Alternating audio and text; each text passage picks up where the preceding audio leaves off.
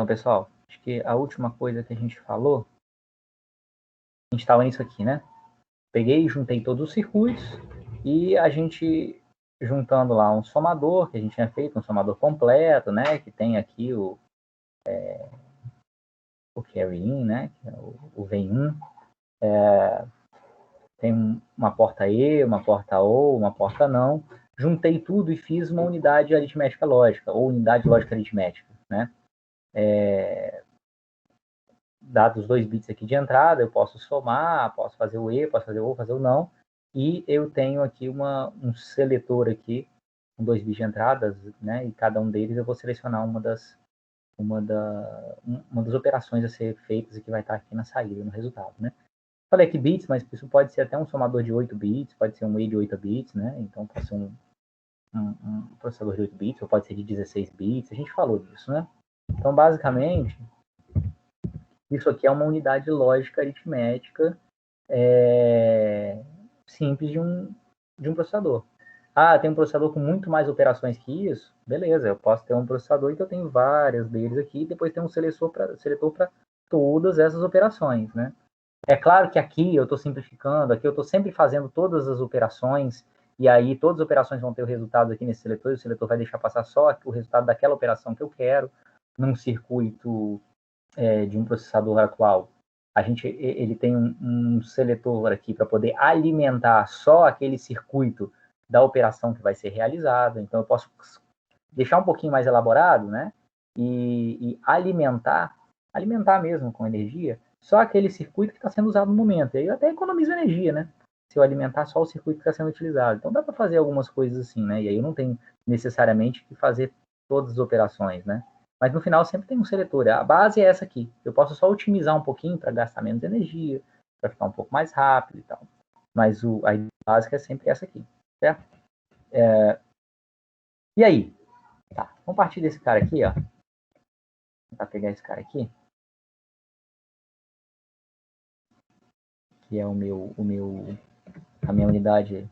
Aqui fala unidade aritmética lógica, eu acabo às vezes falando muito unidade lógica aritmética. Tá no mesmo, tá? Vou pegar essa unidade lógica aritmética lógica, não importa aqui. Vou copiar aqui. Vou colocar ela aqui menorzinha, aqui assim do lado, tá bom? Minha unidade lógica aritmética. E aí, olha só que interessante. Vamos trabalhar nela. Vamos dizer que eu fabriquei. Fabriquei isso aqui e botei no mercado, tá? Um computador revolucionário aqui. Lembrando que os processadores, por mais complexos que sejam, eles no final são isso aqui. Que nem eu falei, um pouco mais elaborado e tal, mas basicamente isso aí. Então, o que, que o fabricante faz? O fabricante, quando ele fabrica esse cara aqui, ele fabrica junto, ele fabrica não, ele divulga junto o manual, né, do processador. Então, nesse meu caso aqui, que manual que eu teria que fazer? Eu tenho um manual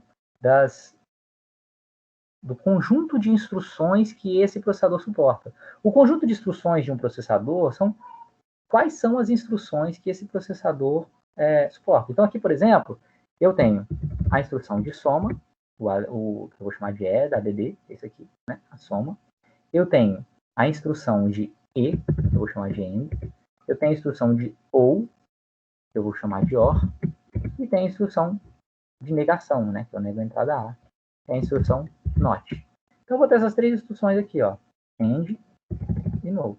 E aí, quando que eu vou chamar cada uma delas? A instrução E, eu vou executar sempre que aqui no seletor eu colocar, vai ser a primeira saída aqui, então sempre que eu colocar no seletor 00.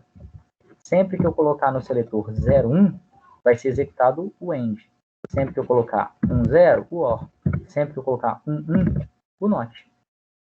Beleza? Então eu tenho aqui um mapeamento entre qual é a instrução e qual é o código, né? Qual é a combinação de bits que eu coloco aqui no seletor para que a minha unidade lógica aritmética tenha em sua saída cada uma dessas operações, beleza? Então, o que eu estou dizendo aqui, basicamente? Eu estou dizendo que se eu quiser que a minha unidade lógica aritmética some A e B, eu tenho que colocar aqui o valor de A, né, nessa entrada. Nessa outra entrada eu tenho que colocar o valor de B. E no seletor eu tenho que colocar 0, 0. Aí ele vai fazer a soma. E no seletor tem que colocar 0, 1. Ele vai fazer o E. E no seletor tem que colocar 1, 0. Ele vai fazer o OU. E no seletor tem que colocar 1, 1. Ele vai fazer o não. Então, no fundo, isso aqui são as operações que ele faz, né? Isso aqui são, são os códigos das operações que ele faz, né? No fundo, o circuito eletrônico, né, da minha unidade lógica aritmética, ela não sabe o que é add, o que é end, o que é or, o que é not. São termos que a gente está usando para a gente, para o ser humano entender melhor. Mas isso aqui ela sabe o que é. A minha unidade lógica aritmética sabe que se eu botar 0, 0, ela vai acionar esse circuito aqui. Esse circuito é que vai estar na saída. Se eu botar 0, 1, é esse circuito aqui. O resultado dele é que vai estar na saída. Se eu botar 1, 0, é esse aqui. Certo? Então, isso aqui é o conjunto de instruções do meu processador.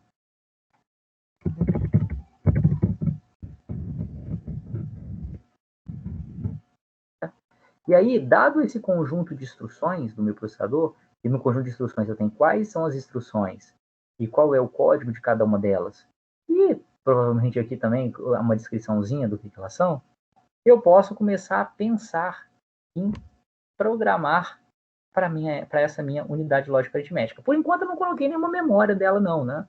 Mas normalmente essas unidades lógicas aritméticas têm algumas memórias internas, né? Que são chamados registradores, tá? Por enquanto eu vou me abstrair, não tem memória interna, não tem nada. Mas eu posso fazer um programinha aqui, por exemplo, ó, vou somar os números 10 e o número 5. Depois disso, eu vou fazer um E bit a bit do 10 e do 5. Depois disso, eu vou fazer um OU bit a bit dos números 3 e do número 4. Depois disso, eu vou fazer um não do número 8. Sei lá. Opa, isso aqui é um programinha já. É um programinha numa linguagem de programação que está muito próxima do meu processador.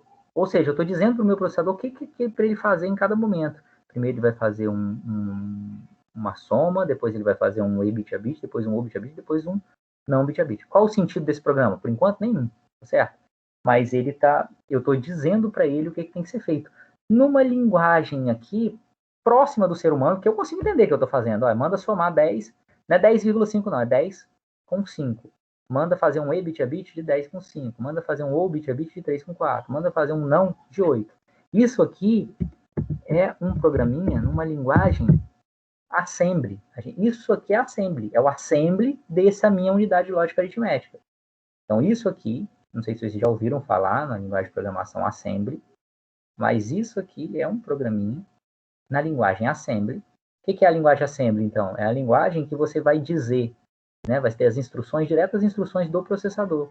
Então, o processador implementa a instrução add, implementa a instrução end, né? Implementa a instrução or, implementa a instrução not. A gente viu, a gente construiu ela, tem essas 4 operações. Então, isso aqui é o meu programinha assembly, né? Isso aqui é o A e o B. Eu estou definindo que o meu assembly do meu processador, ele vai ter sempre o código da operação, que a gente chama de opcode. Opcode é de operation code. É esse ADD, ou AND, ou OR, alguma coisa assim. Vai ter o valor de A, seguido do valor de B. Então, essa é a forma do meu, o formato de cada instrução minha, do meu assembly. Certo? Meu assembly vai ter sempre esse formato. Então, aqui eu tenho um conjunto de instruções do meu assembly. Por enquanto, não está fazendo sentido nenhum, tá? Mas eu estou fazendo a soma, o E, o OU e o NOT. Beleza, isso aqui é o que o ser humano escreve. Se eu for escrever um programa em assembly, eu vou escrever isso aqui no arquivo de texto. E aí, isso aqui, esse programinha todo que eu escrevia num arquivo de texto, ele vai passar por um programinha que alguém escreveu, em assembly também, provavelmente, que é um montador. É o montador ou em inglês, assembly. Assembler, né? Em inglês é assembler. Assembler, a tradução é montador. O assembler ou o montador é o programa que pega a linguagem assembly desse jeito e transforma num arquivo executável. No Windows, por exemplo, no .exe. É isso que ele faz. Ele pega esse programa que está em assembly, e no caso do Windows normalmente é alguma coisa .asm, asm de assembly, e transforma num programa .exe, um executável. O que ele faz? Por que a gente chama de montador? Porque ele pega isso aqui e monta. Ele vai substituir, basicamente. ADD é o quê?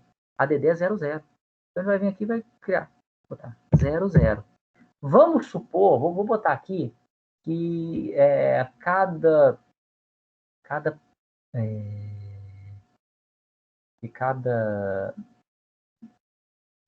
operador desse aqui, né, vamos botar assim, que cada operador desse aqui, vou botar que tem 7 bits. Por que 7 bits?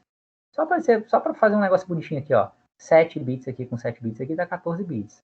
Mais 2 bits aqui dá 16 bits. Para sempre ficar aí múltiplo de 8 bits, né? Ou seja, 8 bits, cada conjunto de 8 bits, né? São igual a um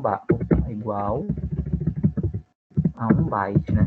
Então a gente normalmente faz as coisas múltiplos de 8 bits, porque é muito comum a gente fazer em bytes. Então, vou pegar esse programa aqui. Ó, o assembly, ele vai pegar esse programa aqui. E vai pegar linha a linha desse programa. E linha a linha ele vai converter para o equivalente em linguagem de máquina, o que a máquina vai entender. Então, o ADD, por exemplo, é 00. Né? Isso aqui é o ADD. O 10 vai ser o número 10 em binário, usando 7 bits. 10, eu vou dar um espacinho aqui, mano, depois eu vou tirar esse espacinho, mas 7 bits, o número 10. O número 10 em binário é 1010. Então, vão ser 1010. Certo? Esse número aqui é o número 10. E aí são 7 bits. E o 5? O 5 é o 1001, né? Não. Esse é 101. Desculpa, 101. Então, vai ser assim. Pronto. 7 bits mais 7 bits. Então, na verdade, é isso aqui, ó. Assim. Assim. Esse programa aqui, tá? O que tem esse programa aqui? Esse programa aqui tem esse pedaço aqui que eu vou botar em cima aqui de preto, que representa o ADD. Esse pedaço aqui eu vou botar em verde. Começa aqui.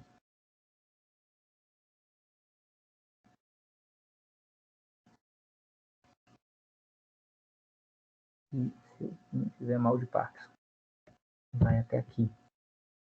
Que representa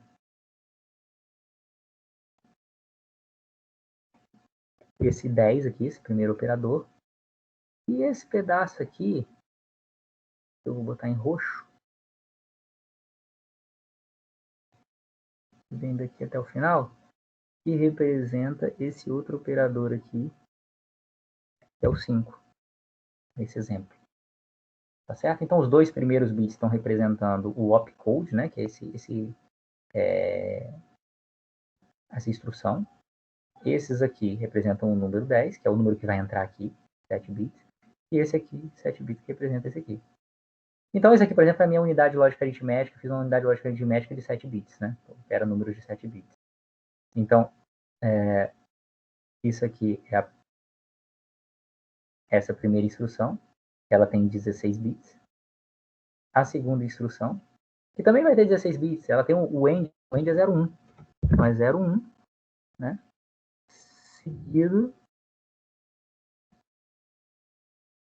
Seguindo sempre aqui, ó, essa parte pretinha aqui é o end. Depois é o número 10, que é a mesma coisa aqui, né? e depois o número 5, que no caso aqui vai ser igual, os operandos estão iguais. Depois eu tenho o OR. O OR é o quê? 1, 0. E aí o 3, como é que é o número 3? É o 1, 1. E o número 4? O número 4 é 1, 0, 0. 1, 0, 0. E por último eu tenho o NOT. O NOT é o... E aí eu tenho os 7 bits aqui para representar o 8. O 8 é 1, 0, 0, 0. 1, 0, 0, 0. Isso aqui. Beleza? É muito comum nas... Isso é o A, né? Não tem B porque eu não tenho aqui B, né? Eu só pego do A. Então você pode botar qualquer coisa aqui em B, só se você quiser completar. Se você quiser, não. Normalmente as instruções todas têm o mesmo tamanho para ele processar. Então você pode botar qualquer coisa, que o B não vai ser usado para nada. Então eu vou botar tudo 0, fica mais fácil. Beleza? Então, só lembrando que isso aqui está em verde, é o valor de A. O que está aqui em roxo é o valor de B, né? E o que está em pretinho aqui é o opcode, né? Que é o código aqui. Beleza? Então, no final, o meu arquivo exe, meu executável, é um programa que tem esses bits aqui nele. Isso aqui é meu executável. Manda o computador executar isso aqui, ele sabe o que fazer. Ele sabe que os dois primeiros... você manda isso aqui para o processador. Ele sabe que os dois primeiros bits ele tem que colocar aqui. Os 7 bits seguintes ele tem que colocar aqui. E os outros 7 bits ele tem que colocar aqui. Ele sempre vai fazer isso. Ele vai ler de 16 em 16 bits, vai pegar 2 bits e botar aqui. 7 aqui, 7 aqui. E vai ter o resultado em S. Vai pegar 2 bits e botar aqui. 7 aqui, 7 aqui. O resultado vai estar em S. Então, isso aqui, que é o pulo do gato, para você transformar um circuito eletrônico numa linguagem de programação desse jeito aqui. Porque a unidade lógica aritmética, você consegue programar ela para ela fazer o que você quiser no momento que você quiser. Né? Você diz desse jeito aqui. E, na verdade, esse montador, né, esse assembler, nada mais é do que um programa que consulta uma tabela, né? Ele lê aqui o texto, consulta uma tabela para ver o que é e substitui por 00, 01, ele consulta essa tabelinha aqui, ó. Claro que eu estou fazendo um montador numa linguagem, num processador que é assim muito simples, que só tem 4 instruções. Você pega os processadores atuais e tem centenas de instruções, então vai ter uma tabelinha com centenas de instruções. Mas essa é a ideia básica de programação de baixíssimo nível lá em assembly para um processador que a gente acabou de criar aqui. Beleza? Deu para entender esse processo aqui, pessoal? De um programa, né, em assembly, por exemplo, virar um programa executável? Nota que eu ainda não botei nenhum registrador, né, que nenhuma memória, não botei nenhuma... Normalmente você tem um registrador aqui de entrada, né, registrador de saída, você pega essa entrada, em vez de botar os números diretos, pode botar números, mas você também lê de registradores, a saída você pode jogar em registradores. Normalmente, nos computadores que você tem muitas instruções, né, centenas de instruções, as operações não são só 2 bits, aqui tem 2 bits só porque tem 4, né? Mas nos computadores atuais que tem centenas, às vezes são 8 bits para poder dizer a instrução. Porque você pode ter 256 instruções diferentes com 8 bits, né? Se botar 16 bits para instrução, você pode ter 16.550, não, né? 16.653. Compliquei agora, mano. Mas mais de 16 mil instruções. Beleza? Tá claro esse processo aqui, pessoal? E aqui, o que vocês falaram que tá claro? Tranquilo, né? Legal. Isso aqui eu gosto muito de falar isso porque eu particularmente acho isso muito legal, né? Que é você entender como que é uma dúvida, eu acho. Eu tinha essa dúvida, né? Quando eu estava estudando isso. Então, acho que é uma dúvida recorrente, assim, você entender, pô, como que eu saio de um programa e no final eu tenho um circuito eletrônico fazendo um programa para mim? Como que funciona isso? A ideia básica é essa aqui, tá? E aí você tem um programa com um assembly que é simples, normalmente, mas aí, pô, professor, mas eu não programo em assembly, cara. Você está falando um negócio aí que no final eu programo lá em Java, em C, né? Eu tenho lá meu programa em C tem um monte de instrução lá, beleza. você tem um outro cara que entra em jogo aí, que é o compilador. O compilador é o cara que pega o seu programa que está numa linguagem que a gente chama uma linguagem de alto nível, está numa linguagem alto nível, por exemplo, C, C++, tá aqui C, C++, etc. Em algumas linguagens aqui. Então, o compilador é o cara que vai pegar isso aqui, né, e transformar essa linguagem de alto nível. Vou botar aqui para dizer que é o compilador que faz isso. Numa linguagem baixo nível. No caso, o assembly. Então, eu tenho um compilador que é o cara que vai pegar o programa que você escreveu lá em C, C++ e tal, e vai convertê-lo numa sequência de instruções em assembly.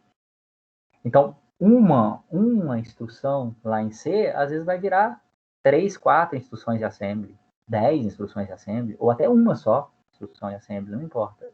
Mas o compilador é o cara que vai fazer isso, que vai pegar essa linguagem que você fez em alto nível e vai converter.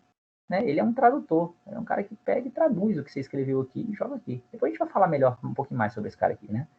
Mas basicamente é isso. Então, a gente acaba escrevendo, né, programas aqui, porque é mais próximo da forma como a gente pensa, né? Mas aí, essa forma aqui é mais próximo do que a gente pensa. Mas não é próximo do que o computador entende. Ó. O que é próximo, o que o computador entende é isso aqui. Né? A gente acabou de ver que o que o processador entende é isso aqui. E isso aqui é uma simplificação do que o processador entende. Então, apesar da gente programar nessas linguagens, isso aqui está muito distante do processador. Então, eu tenho que pegar isso aqui e converter para uma linguagem que esteja mais próxima do que o computador entende. Né? É isso aqui. E isso aqui pode ser automatizado, porque daqui para cá você pode usar sempre a mesma regra. Sempre que eu estou somando dois números, eu vou fazer um ADD. Sempre que eu estou, sei lá, comparando dois números, um if lá, que eu comparo os dois números, senão se acontecer isso, eu faço aquilo, se acontecer, eu faço tal coisa. O if, eu tenho um comparador, eu não botei aqui não, mas existe um circuito comparador. O circuito comparador é aquele que verifica se os bits são todos iguais. Como é que eu verifico se os bits são todos iguais? Por exemplo, como é que eu comparo para ver se um número é igual ao outro ou se um número não é igual ao outro? Eu faço um E, bit a bit deles todos, né? Eu faço um E, se o resultado der zero, é porque é igual. Desculpa, se eu faço não, fazer um E não dá certo não, né? Eu tenho que, para ver se o número é igual, eu teria que fazer um XNOR, né? Que é o ou exclusivo negado. O ou exclusivo é aquele que, se eles forem diferentes, vai dar tudo 1. Então, eu posso fazer um ou exclusivo. Se na saída der tudo 0, né? No meu resultado 0, é porque o ou exclusivo comparou bits que eram iguais. Então, posso usar um ou exclusivo que eu não tenho aqui, né? Não tem aqui nesse meu processador. Posso ter um processador que tenha o ou exclusivo. E aí eu posso usar ele para comparar dois números, né? E aí eu posso usar na comparação lá no if, né? Para ver se o número tal foi igual ao número tal. Então eu posso comparar. E aí eu posso pensar em inúmeras instruções aqui, né? Eu fiz simples, só de somador, o e, o ou e o not, para a gente ter fazer um desenho simples aqui, né? Se eu vou pegar para vocês e fizer um desenho, não precisa nem desses core atuais, não. Se eu fizer um desenho de um 386, que é um computador bem antigo aí da Intel, um processador bem antigo da Intel, vai ser difícil pra caramba. O primeiro, mais simples, que era o 8088, sei lá, vai ser muito complexo, muito mais do que isso aqui. Mas o conceito é esse, tá certo? Isso aqui, pro mesmo processador, pro Core i9 atual, é isso aqui de uma forma mais complexa, mas a base é essa. O conceito é esse aqui. Beleza? Tranquilo, pessoal? Entendendo o conceito? Então, o assembly não é uma linguagem interpretada, não. A gente vai falar ainda sobre isso mais para frente, né? Sobre linguagem compilada e linguagem interpretada. Ele é uma linguagem foi compilada, mas não é nem compilada, ela é montada, na verdade.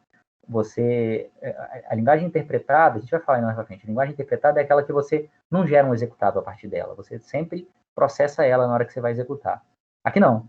Aqui no Assembly, eu escrevo isso aqui, e aí eu executo o montador e gero esse cara aqui.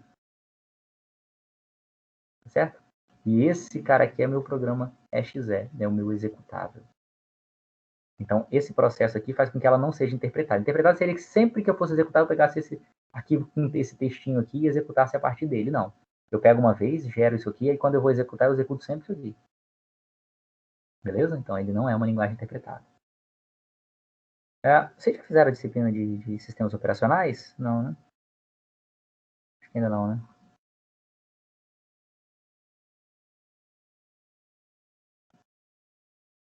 Beleza. Em sistemas operacionais, vocês provavelmente vão ver ainda que eu estou botando aqui no o assembly, vou deixar aberto o negócio aqui. Eu fiz um assembly aqui mais simplificado, obviamente. Depois vocês vão ver que o assembly, o montador aqui do assembler e tal, ele tem uma função, pode ter uma função um pouquinho mais elaborada do que só isso aqui, né? Mas aí entram coisas do sistema operacional. Quando a gente vai falando um pouquinho mais para frente, eu posso até, a gente volta aqui e fala um pouquinho mais de coisa aqui que um assembly pode fazer. Ele faz isso e um pouquinho mais, mas é basicamente isso aqui, beleza? Então, com isso aqui você já pode dizer que você entende como é que um processador ele sai de um programa lógico, que é uma linguagem de alto nível, isso aqui, e chega a fazer as coisas num circuito eletrônico, beleza? Eu queria que vocês entendessem. Bom, beleza. Tenho minha unidade lógica aritmética, que faz operações lógicas e operações aritméticas. O processador mais moderno da Intel, aí, o Core 9, essas instruções aqui ele tem. Ele tem essas aqui e muito mais, mas ele tem essas aqui. Certo? A unidade lógica aritmética, então, ela tem a saída, que é o... Aqui eu estou vendo uma saída aqui, que é o resultado da operação, mas ela costuma ter algumas saídas a mais, né? Ela tem essa saída, por exemplo, tem a saída... saídas e entradas adicionais, né? Aqui são entradas adicionais. Eu tenho o C, que é o carry in. O carry in é porque eu posso pegar uma soma e usar o carry out, né? Eu tenho a saída e tenho o carry out, que é a saída que teve vai 1. Né? Eu posso, no somador, pegar o vem 1 anterior. Então, eu tenho esse C aqui, que ele normalmente é o C out do bit mais significativo do somador anterior. Então, você pega o somador anterior, o carry out, né, o vai 1 do somador anterior, e usa como entrada para o vem 1 atual. Se eu estiver somando dois números, tem uma unidade lógica aritmética de 64 bits. Estou somando dois números, mas eu quero somar dois números de 128 bits. Eu pego os 64 bits menos significativos dele, somo. Se tiver vai 1, eu vou pegar o resultado do vai 1 dele e depois eu vou somar os 64 bits mais significativos, né? Colocando um vem 1 lá, né? Que é o vem 1, é o vai 1 dos 64 mais significativos. Né? Eu tenho o N aqui, que é o bit 7 da saída ULA. O N, eu ainda não me lembro o que é agora não. Mas o Z é uma saída. O Z eu tenho uma saída lá que é para ver se o resultado deu zero. É o NOR dos 8 bits da saída da ULA. Isso é assumindo que eu tenho uma unidade lógica aritmética de 8 bits. Então eu faço um NOR delas. Não OR. Não OR quer dizer o quê? Eu vou ter na saída, a saída só vai ser zero se todos os bits forem zero. Isso que é o não OR, né? Então, desculpa, o não OR, a saída só vai ser 1 se todos os bits forem zero.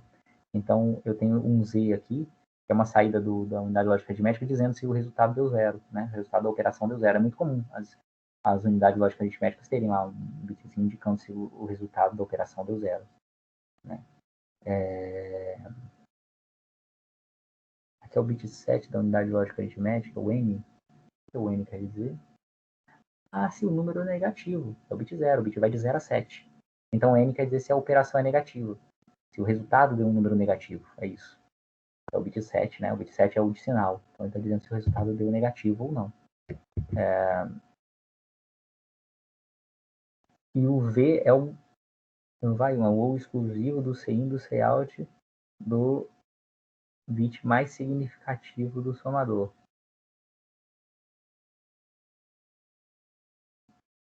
Isso aqui é CDU overflow. É isso aí. É CDU overflow. É um resultado para você saber se deu overflow ou não. Ou seja, está pegando um ou exclusivo do CIN e do Cout. Então, se teve do bit mais significativo, se teve carry in e carry out, para você saber se por acaso o resultado está com um sinal diferente do operador, né? Se tem os operadores iguais, aí então você consegue ver se teve overflow ou não, né? Normalmente as unidades de lógica aritmética tem essas aqui, tem o carry out, né, que é o vai 1, tem para saber se o resultado é negativo ou não, se deu zero e se deu overflow. Tem esses bits indicando aqui de saída. Beleza? Então, isso aqui é a ideia básica de um processador. Né? A unidade lógica aritmética, né? Eu poria em cada uma das saídas aqui que ele está falando, eu pegaria e jogaria num flip-flop desse aqui para armazenar o estado da saída. Né? E eu poder saber o que aconteceu, o que eu tive de resultado, né? Se foi um número negativo, se teve vai 1, se o número 0, o resultado deu 0, se teve overflow, né? Consigo saber isso. E aqui, falando um pouquinho de processador, e agora falando um pouquinho de memória. Né? A gente viu como é que funciona o processador. Vou pegar ainda essa ideia dos circuitos lógicos para falar um pouquinho de memória, certo? Depois, quando a gente acabar de falar isso aqui, é só para a gente ver um pouco do baixo nível mesmo da memória. Depois, quando a gente acabar isso tudo, a gente vai começar a ver como é que funciona o processador, como é que funciona a memória, como é que funciona isso, mas antes a gente passa para a gente entender essa parte bem baixo nível aí em circuitos, né? Claro que simplificado um pouquinho. Né? Mas aqui é basicamente uma memória com seleção linear. Eu estou mostrando como pode ser um circuito simples de uma memória. Né? Então, a memória, o que é uma memória? A memória ela pode ser implementada com flip-flop. Né? A gente viu lá o flip-flop, que você armazena um dado lá dentro e tal.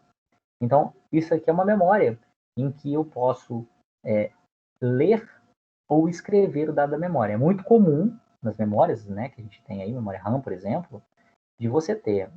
Como é que funciona o acesso a uma memória? Você tem um barramento, né, que a gente fala, são alguns bits onde eu coloco o endereço de memória que eu quero acessar. O que é um endereço de memória? A memória é organizada em... Você tem vários espaçozinhos, vários espaços para armazenar dados. Então, vamos botar uma memória... Normalmente, a memória, os espaçozinhos, que são as células de memória que a gente fala, são de 8 bits, porque a gente trabalha sempre com bytes. Então, armazena as memórias de 8 em 8 bits, né, os dados de 8 em 8 bits. E aí, os primeiros 8 bits, normalmente, são o que a gente chama de a posição 0, o endereço 0 de memória. Depois, os 8 bits seguintes, o endereço 1. Os próximos 8 bits, endereço 2, depois endereço 3, endereço 4, endereço 5. Então, cada posição dessa de memória, você tem que imaginar como se fossem gavetinhas em que eu consigo armazenar 8 bits. Cada gavetinha dessa tem um número. Esse número é o endereço da gavetinha. Né? A gente usa para poder saber, eu armazenei o dado na gavetinha 3. Então, se eu quiser pegar esse dado de novo, eu tenho que ir lá na gavetinha 3. Então, o programa que vocês usam, por exemplo, quando vocês criam variáveis, a variável x, a variável y, a variável contador, sei lá, isso aí é só um nome bonitinho para vocês. Quando o compilador pega essa linguagem de alto nível e transforma na linguagem de baixo nível, ele converte isso, ele substitui esses nomes de variável por um endereço de memória. Então, onde está x, ele entende que é um endereço 0 de memória. Onde está y, ele entende que é o endereço 1 de memória. Onde está contador, ele entende que é o endereço 2 de memória. Tá certo? Então, isso que é um endereço de memória. Então, eu tenho os endereços de memória, tá certo? E a memória, eu tenho duas operações que eu posso fazer com a memória. Escrever um dado na memória ou ler o dado da memória. Né? Normalmente eu vou ler um dado que eu escrevi, mas anteriormente. Então, eu tenho aqui o dado que eu quero ler, o dado que eu quero escrever, ou então se eu estiver fazendo a leitura, o dado que eu vou ler. Eu tenho normalmente um bit indicando se eu quero fazer uma leitura do dado, um bit se eu quero fazer uma escrita, se eu quero modificar o conteúdo da memória, e os bits em que eu digo em que endereço de memória que eu quero, de qual endereço eu quero ler o dado ou de qual endereço que eu quero escrever. Se eu disser o seguinte, eu quero escrever no endereço 3, ele vai mudar isso aqui, o conteúdo daqui. Eu quero escrever o endereço 1, ele vai alterar o conteúdo daqui. Ah, eu quero ler o que está no conteúdo 0, ele vai ler o conteúdo que está aqui. Quero ler o conteúdo 1, vai ler o conteúdo que está aqui. E assim por diante. Assim que funciona uma memória, né? Então, vamos olhar aqui meu circuitinho básico, aqui, né? De uma memória, um circuito simples de uma memória. Eu tenho aqui o endereço. Imagina que eu vou fazer uma escrita na memória, vou escrever um dado na memória. Então, eu vou colocar aqui é 2 bits que indicam um endereço de memória no qual eu vou escrever. Isso aqui é esse aqui é um seletor, né? Então, então eu vou pegar aqui, dado o endereço, ele vai acionar, vai colocar aqui, né, na saída, vai botar em 1, vai botar bit 1, na saída que eu indicar aqui o endereço. Então, se eu botar aqui 00, vai ficar 1 aqui. Se eu botar 01, vai ficar 1 aqui. Se eu colocar 10, vai ficar 1 aqui. Se eu colocar 11, vai ficar 1 aqui. Né? E aí, se eu botar 00, por exemplo, o que ele vai fazer? Aqui vai ficar 0, aqui 0, aqui 0, vai ficar 1 só aqui. Então, vai ficar 1, 1. Vai para uma porta E. A porta E é para poder você deixar passar, né? Quando você põe 1 aqui, se for 1 e 1, fica 1 na saída. Se for 1 e 0, fica 0 na saída. Então, o que eu tiver em write vai estar na saída. Concordam? O que eu tiver em write vai estar na saída. Então, se eu tiver aqui dizendo write, se o write tiver em 1, dizendo que é para escrever, vai ficar 1 aqui. Vai ficar 0, 0, 0. Então, ele vai acionar dizendo que é para fazer uma carga nos dados só nesse cara aqui. Nesses aqui não vai ficar, não. Então, se eu botar aqui 00, ele vai fazer, indicando que quer fazer uma carga aqui. E quer fazer uma carga? Se for, por exemplo, um flip-flop, isso aqui vai estar naquele bit de clock lá, dizendo que no nível alto está esse cara aqui, então eu estou mudando o conteúdo daqui. E esses aqui vai estar, o clock nível baixo, ele não vai mudar o conteúdo, né? Lembrando aqui, ó, desse cara aqui, né? O clock aqui, né? Então, aqui eu tenho o dado de entrada, que são os 8 bits que eu quero escrever. Eles vão vir para cá, ele vai vir para todas as posições de memória, mas só vai escrever aqui, porque só aqui que o flip-flop está acionado lá no clock para poder escrever o dado de entrada aqui. Beleza? Da mesma forma, o endereço, né, todas as saídas estão vindo para esse cara aqui, né? Para esse multiplexador. O multiplexador aqui, o que ele vai fazer? Ele, dado o endereço aqui, ele vai deixar passar só o endereço que eu escolhi. Então, se eu botar aqui 00, ele só deixa passar para cá o conteúdo de 00. Né?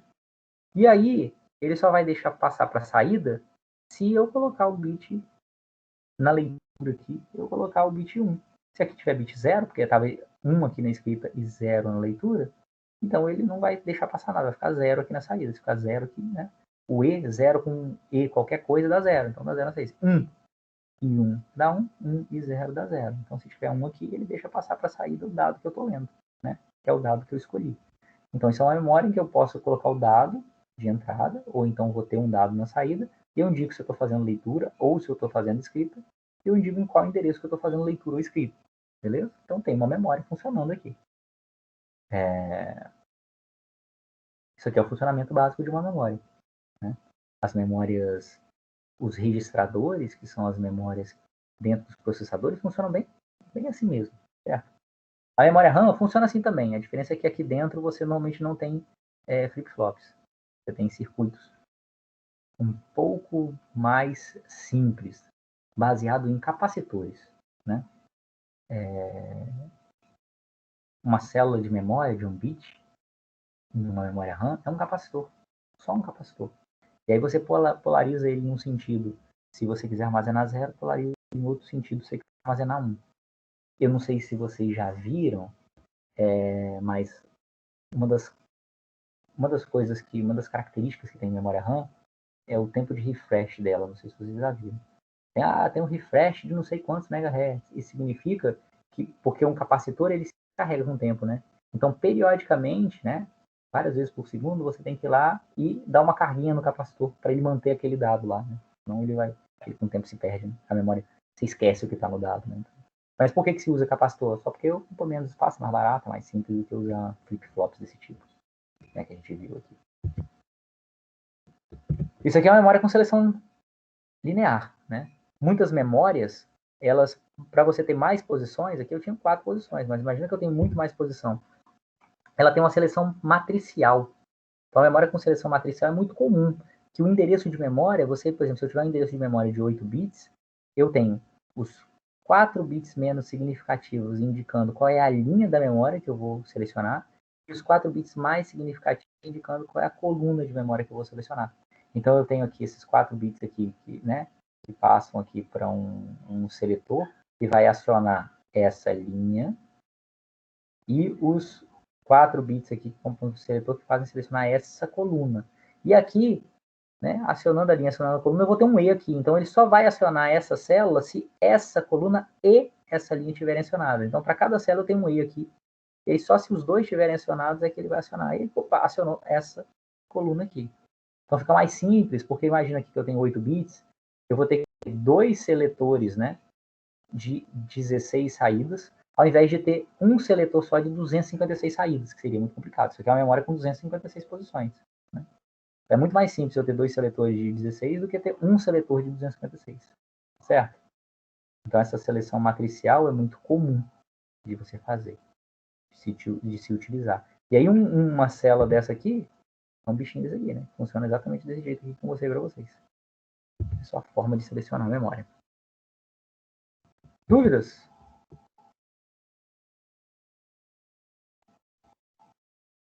Isso aqui, ó, eu fiz aqui, uma célula dessa pode armazenar um bit, e uma célula dessa pode armazenar um bit, pode armazenar um byte, normalmente, se for um byte.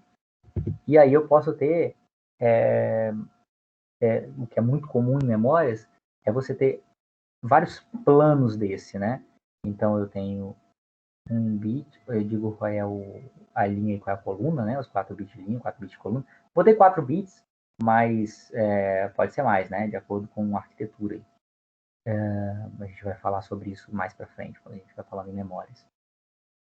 Mas normalmente quando você lê da memória, você não lê um byte só. Você lê vários bytes. Você lê, às vezes, 8 bytes de cada vez. Nos processadores atuais, 64 bits, eu leio 8 bytes de cada vez na memória.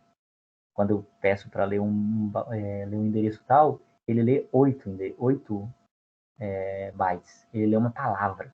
São uma word, que a gente chama uma palavra, Uma word ou uma palavra de 64 bits. Então ele lê de 64 em 64 bits. Por que isso? Porque ele tem, dentro da memória, a memória tem 8 planos desse tipo aqui. E em cada plano desse ele tem uma célula de 8 bits. Então, quando você seleciona aqui linha em coluna, você seleciona uma célula de cada um desses 8 planos. E aí, quando ele lê isso aqui, ele manda para o processador os 8 bits daqui, com os 8 aqui, com os 8 aqui, com os 8 aqui.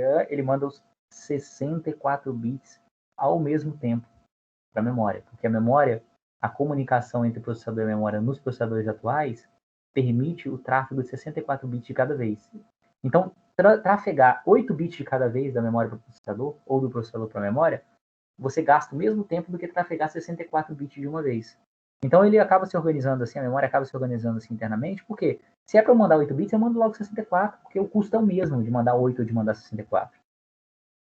E é muito comum, existe uma lei que chama Lei da Localidade, que ela diz o seguinte, é uma observação aqui, você quando está executando um programa, é muito comum, quando você lê um dado de memória, é muito comum, se eu precisei do endereço, sei lá, 1000 da memória, que num tempo muito curto, muito proximamente, eu vou precisar do 1001. E muito provavelmente eu vou precisar do 1002 também, do 1003, do 1004, do 1005, do 1006, do 1007, do 1008, do 1009, do 1010. Por quê? Porque normalmente você armazena variáveis uma muito próxima da outra na memória. Na memória, além de ter as variáveis, eu tenho o programa em si está na memória, os programas ficam na memória. E aí, se eu li uma instrução, eu normalmente vou querer a próxima instrução, que está no próximo byte. E aí eu vou querer a instrução seguinte, que está no próximo byte, no próximo endereço de memória. Então, se eu li um, eu já leio logo os 8 seguintes para poder já adiantar o processo, porque leio 1 byte, ou leio 8 bytes, 64 bits, o custo é o mesmo. Então, eu já leio, a memória internamente se organiza assim, que eu já leio 64 em 64 bits. Beleza? Isso aqui, ó, é o tamanho da memória, normalmente em palavras, quantas linhas eu tenho de seleção, matricial. Isso aqui são uns computadores bem simples aí, em que eu tinha 256 palavras, de 8 bits cada uma, né? Aí eu tinha 256 linhas de seleção, né? Quando era seleção linear, se fosse matricial, eu tinha 32 linhas, né? Colunas, muito mais simples. Tinha 16, né? 16 aqui, né?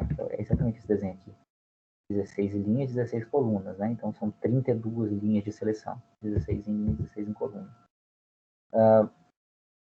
Aqui aqui está o tamanho da memória, e aqui está o tamanho de memória para casos reais, de computadores que existiram mesmo. O CISA, que é um computador que existiu, o PDP-11, são computadores mais antigos, em que eu tinha memórias de 65.536, né?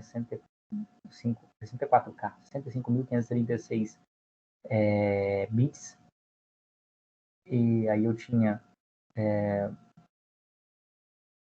o REM, que é o endereçador de 16 bits, 16 bits de endereço de memória, 65.536, que é o tamanho da memória, linha se fosse linear, se fosse matriz de seleção, 256 mais 256, 256 linhas, 256 colunas. Aqui no Intel 8036, que é um dos primeiros da família Intel, os primeiros processadores da família Intel, eu tinha 10 linhas e 10 colunas. Isso aqui está dizendo, 10 linhas e 10 colunas. No Motorola 6800, Motorola 68000, desculpa, dos primeiros processadores da Apple, né, que a Apple usava nos seus computadores, tinha 12 linhas e 12 colunas. No 486 Pentium, 16 linhas e 16 colunas, né, e assim por diante. Se eu fosse linearmente, eu ia ter um seletor lá com 4 bilhões de linhas. Se eu ponho linha em coluna, 16 linhas e 16 colunas. Um pouquinho mais simples, né? Bem mais simples, para falar a verdade. Aquela organização matricial é muito, muito usada. Está vendo quando vai crescendo o número, o tamanho da memória, né? Número de linhas e tal. Isso aqui é para processador de 30 bits. Processador de 64 bits, isso aqui é maior ainda, essa diferença fica absurdamente absurda. Aqui já é, né? Por isso que as memórias são organizadas desse jeito aqui. Principalmente as memórias grandes, né? Beleza? A gente vai falar mais com mais detalhes. Isso aqui é só para poder chegar, porque a gente está falando agora de seletor, né? A gente está falando disso, então está dentro do contexto. Mas depois a gente vai depois a gente vai falar melhor sobre processadores, sobre memórias, né? E a gente vai entender isso aí melhor. Beleza? Dúvidas até o momento, pessoal?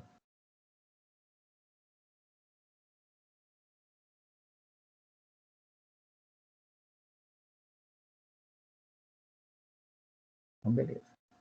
Vou aproveitar o momento aqui, vou fazer uma pausazinha só para fazer uma chamada.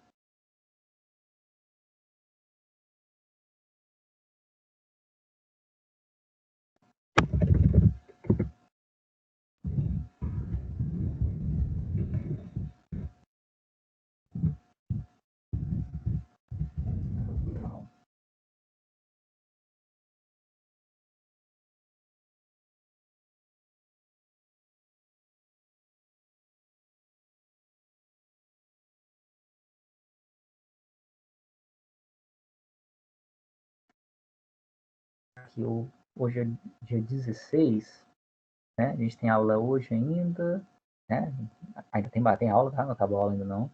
A gente tem mais uma aula, tem mais outra, e na quinta-feira da semana que vem, não, quinta? Nossa aula é quinta? Quinta, né? Quinta-feira. Quinta-feira da semana que vem, dia 25, é que deve ser a nossa prova, tá? Nossa primeira prova. Então, qual é minha programação aqui? Essa parte de circuitos digitais, a gente acabou hoje, né? Com isso aqui, era o finalzinho.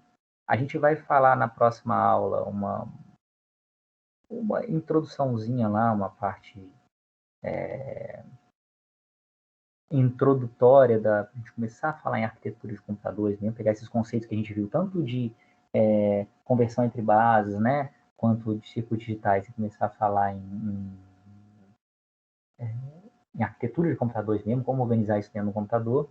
E aí a gente vai fazer o seguinte, no dia 23, que é semana que vem, terça-feira da semana que vem, a gente dá uma pequena revisão, aí vê o que a gente viu, faz uns exercíciozinhos, alguma coisa assim, e aí dia 25 a gente faz a prova, beleza? Que aí dia 23 serve como uma pequena revisão aí do assunto, tá?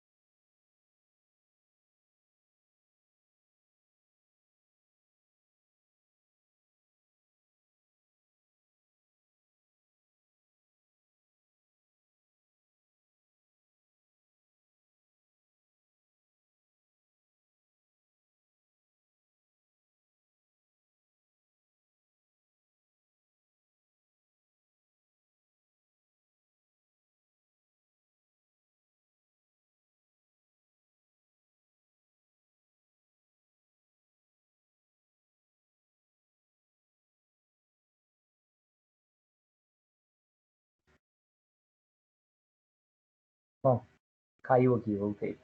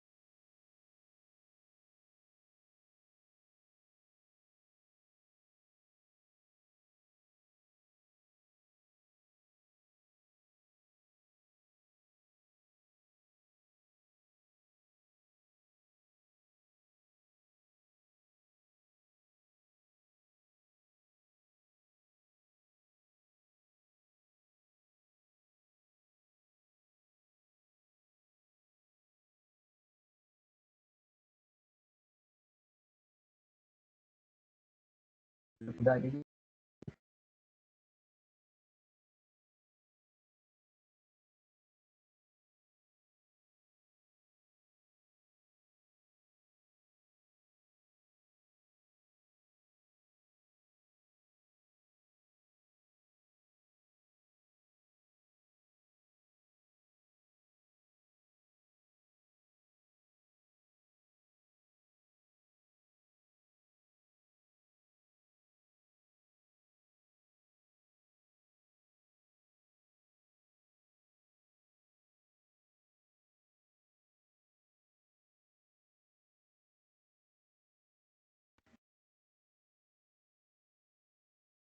Toda hora tá saindo e entrando agora, tá sacanagem, né?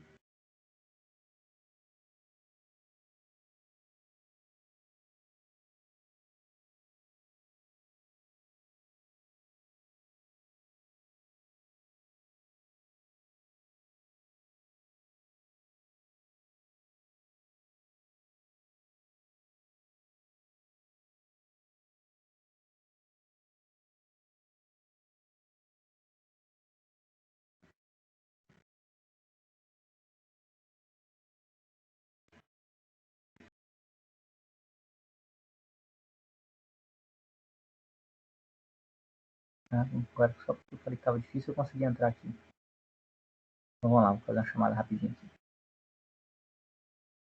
O Abner não tá aí, Alan tá aí, André tá aí, Ângelo tá aí, os dois Arthur estão aí, Breno tá aí, Camila tá aí, Daniel tá aí, Everson tá aí, Felipe tá aí, dois Filipes, né, estão aí, Gabriel Vasconcelos tá aí, Guilherme tá aí, Henrique tá aí também, Érico tá aí também, Irlan não está, né? Irlan faltou, Isabela tá aí, João Felipe tá aí, Cauã tá aí, Christian tá aí, Leandro tá aí, Luciano tá aí, Matheus não está, Matheus está cancelado. Nathan tá aí, Paulo Henrique tá aí, Paulo Otávio tá aí também,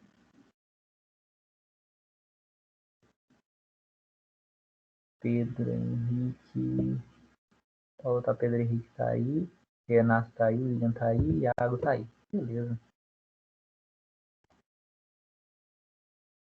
Acho que só quem faltou, então, foi o Irlan e o Abner, né? O resto tá todo mundo aí.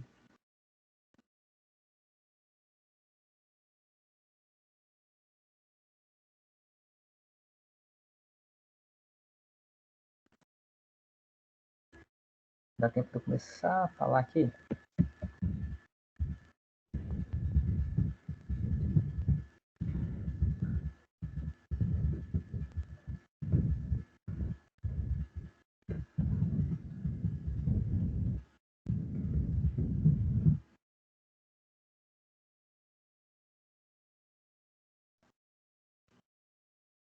Deixa eu compartilhar aqui a tela. Dá para eu começar a falar aqui?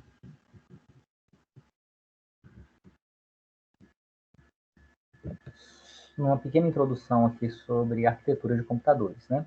Então a gente relembrou essa parte aí, né? Viu essa parte aí de bases numéricas e tal, relembrou essa parte de circuitos digitais, e aí vamos falar um pouquinho sobre arquitetura de computadores de maneira geral, né? De pegar esses conceitos agora que vão ajudar a gente a entender a arquitetura de um computador, né? Então aqui é um computador, né? Primeira coisa, primeira imagem aqui é um computador. O que é um computador? Um equipamento capaz de processar dados, que é composto por diversos componentes, né? Cada um deles tem sua responsabilidade. A gente já deu uma beliscadinha aí em alguns deles aí no processador, né? Na memória, disco, dispositivo de entrada e saída. Claro que em processador a beliscada que a gente deu lá foi só olhando a unidade lógica aritmética. Uma unidade lógica aritmética bem simples. A gente vai falar em processador mesmo, ele tem a unidade lógica aritmética é um dos componentes, a gente tem outros componentes, a gente vai falar sobre isso. Tem a memória, a gente só viu mais ou menos como ela se organiza, né? Como você pode, esses endereços aí e tal, mas a gente vai falar mesmo mais na organização dela. Vai falar sobre discos e dispositivos de entrada e saída. Isso aqui é uma placa-mãe, né? Você tem aqui, ó, aqui o processador, onde entra aqui o processador. O processador também conhecido como CPU, né? Central Processing Unit, unidade central de processamento, é o mesmo. Aqui são os slots onde ficam encaixadas as memórias, né? Aqui são os slots onde você encaixa os discos, né? Aqui é para conectar a fonte do computador, para energizar tudo. Aqui também é para disco, né? São discos diferentes, disco tipo IDE, disco tipo SATA, são dois tipos de discos diferentes. Aqui são só uns LEDzinhos. Aqui são para periféricos, né? PCI, PCI Express, né? PCI, são tipos de barramentos que a gente vai ver depois. Aqui a bateriazinha, essa bateria existe, todo placa-mãe tem uma bateria dessa, porque mesmo quando ela não está energizada, é isso aqui que alimenta ela para poder ela continuar, por exemplo, contando a hora e para manter algumas configurações também, né? Aqui é o chipset, que é um processadorzinho adicional que controla algumas coisas adicionais da máquina, que a gente vai falar depois. Aqui tem um painel traseiro, que tem lá USB, não sei o que, as entradas todas. Um conector de força, basicamente isso, né? Placa-mãe aqui.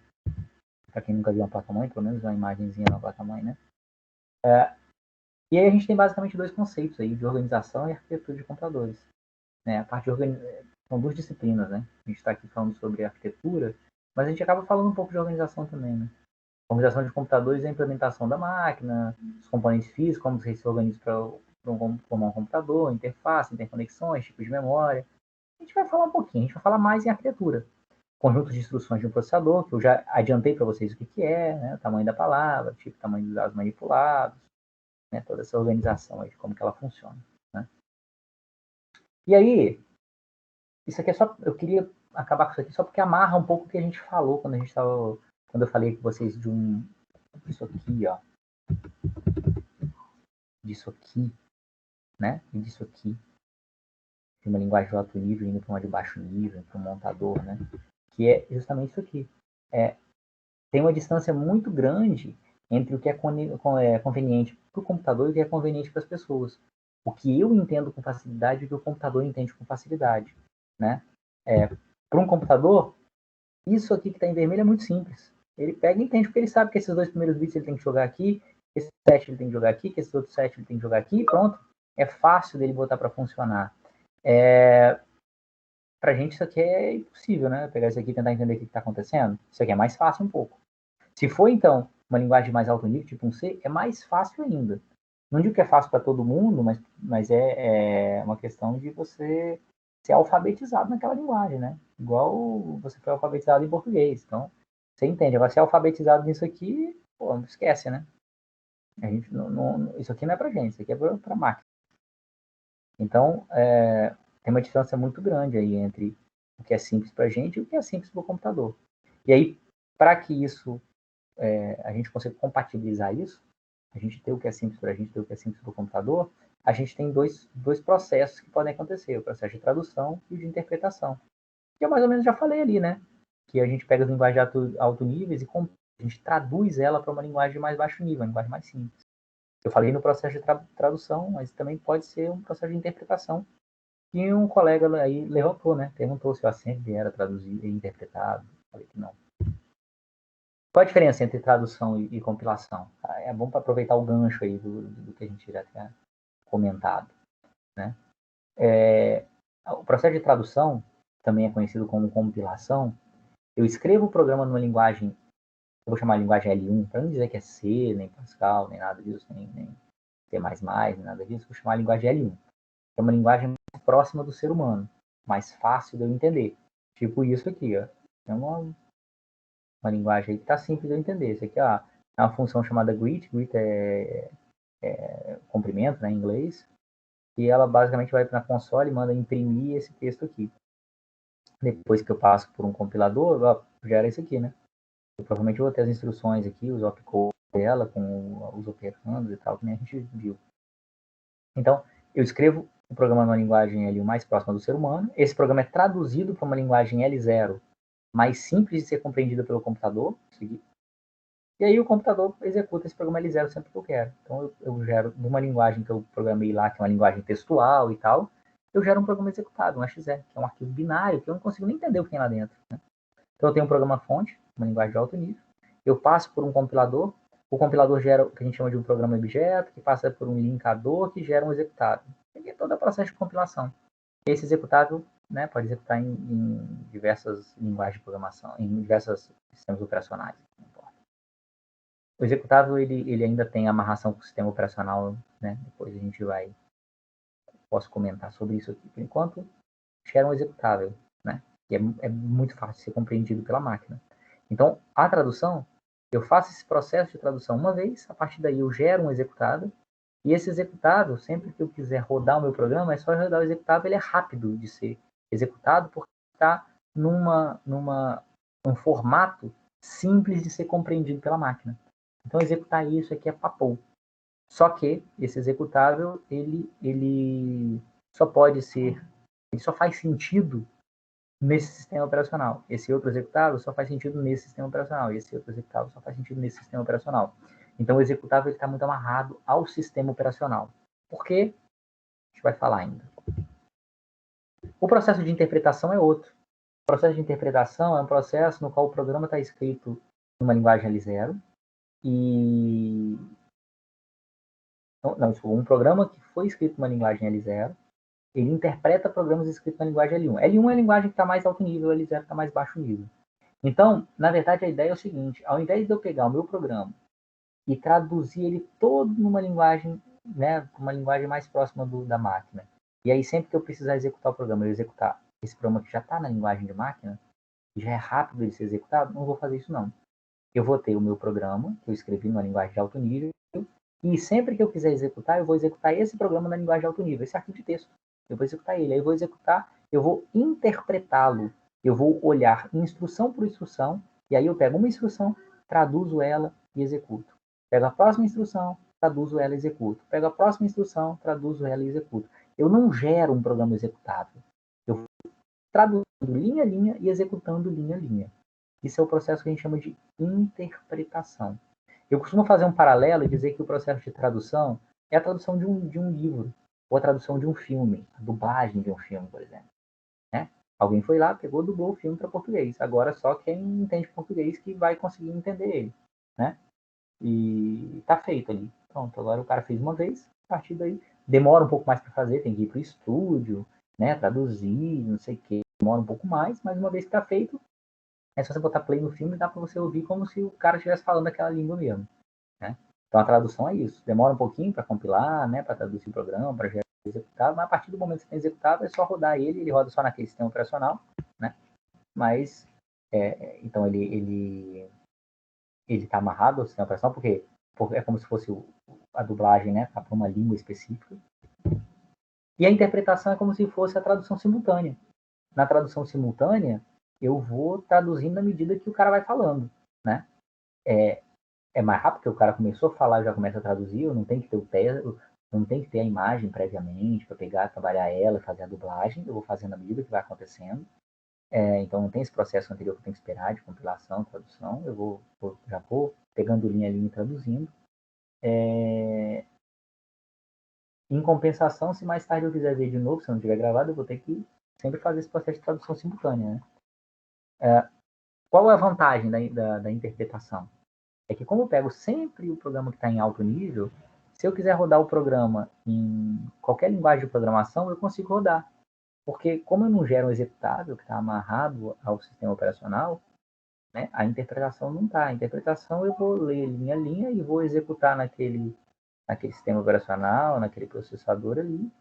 Se amanhã ou depois quiser pegar esse mesmo programa e executar em outro processador, com outro sistema operacional, eu vou conseguir, porque eu vou interpretar linha a linha e vou traduzir dentro da minha necessidade só. Né? Então, a vantagem da interpretação, a desvantagem da interpretação é que é mais lenta. Como se fosse a tradução simultânea, é mais lenta. É mais lenta porque eu tenho que pegar, traduzir cada uma das linhas à medida que eu estou executando o programa, então acaba ficando um pouco mais lento.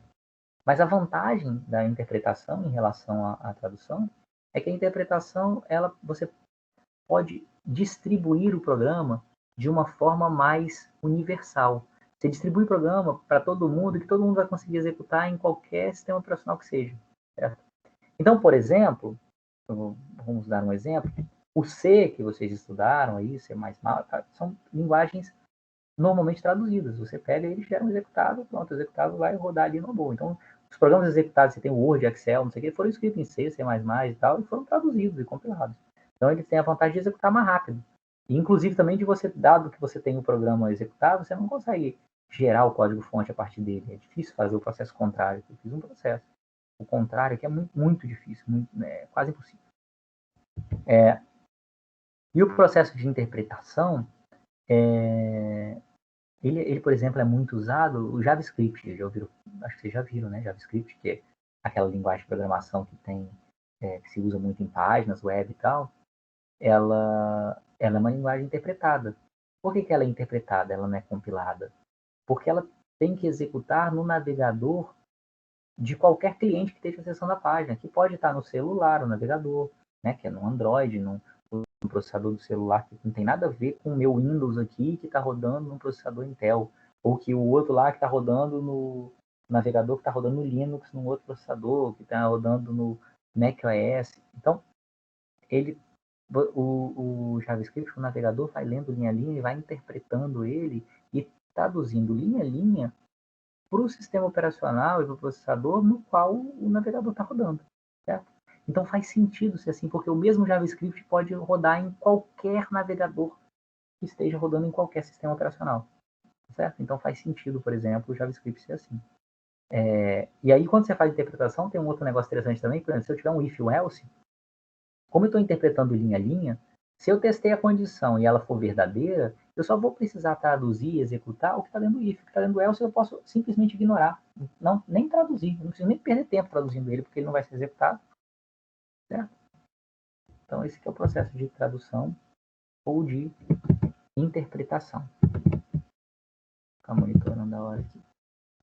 Opa, alguém falou alguma coisa.